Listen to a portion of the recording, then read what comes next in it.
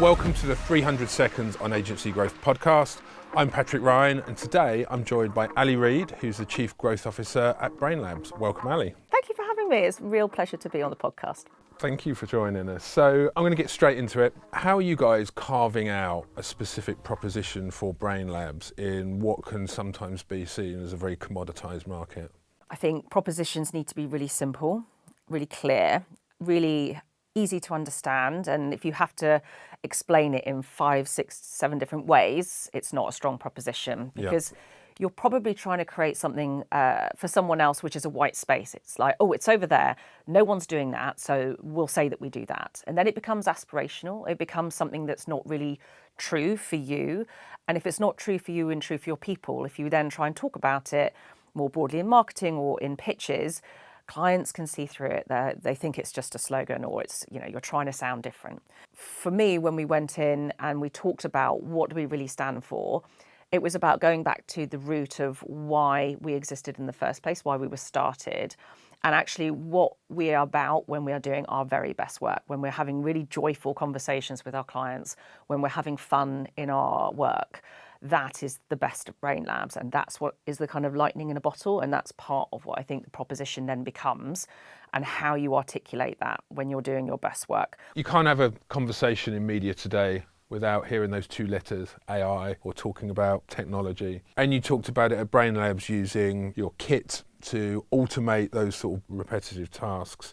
How else are you using it in pitching in the growth perspective to try and, I guess, either accelerate your capacity to pitch or accelerate your ability to do brilliance out of a pitch?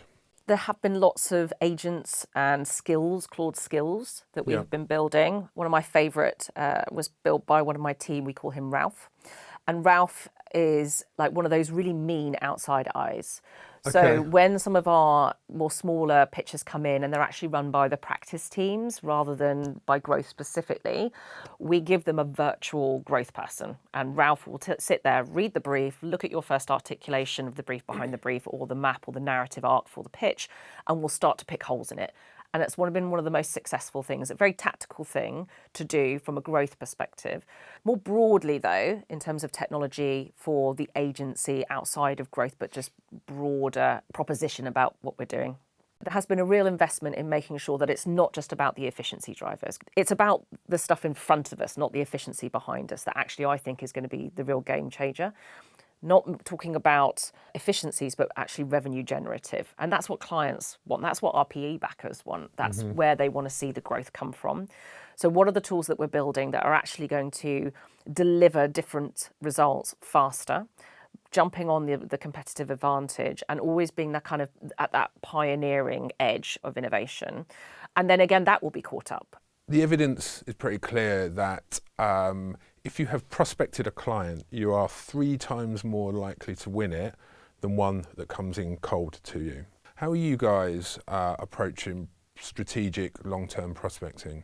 There's 3 different elements that we're really doubling down on at the moment. The first is having a really clear ICP, so knowing who to prospect in the first place. So making sure that the kinds of clients that we know are going to really thrive working with us and vice versa, and making sure that we are really targeted on that list and those kinds of clients. Making sure that all of those communications are consistent, making sure that they're human, making sure that they're very clear and absorbable, being really intentional about our outreach, our events. We work with all of our partners, whether that's Google, Meta, TikTok, etc., to make sure that we are creating events and moments where we can, again, show the proof points, not just the claims, but show them live, the difference and the distinctiveness about Brainlabs and why they should care.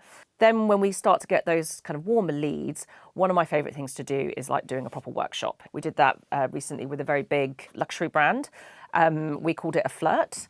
And it was really, really fun to see how they were slightly surprised about what Brainlabs was about, kind of dispelling potentially, maybe what they'd heard previously, and really showing them live the difference in terms of how we approach building the new technology, innovating and creating solutions for clients, which are really going to deliver that growth. Thank you, Ali, and thank you for joining us for this episode of 300 Seconds on Agency Growth, and we'll see you next time.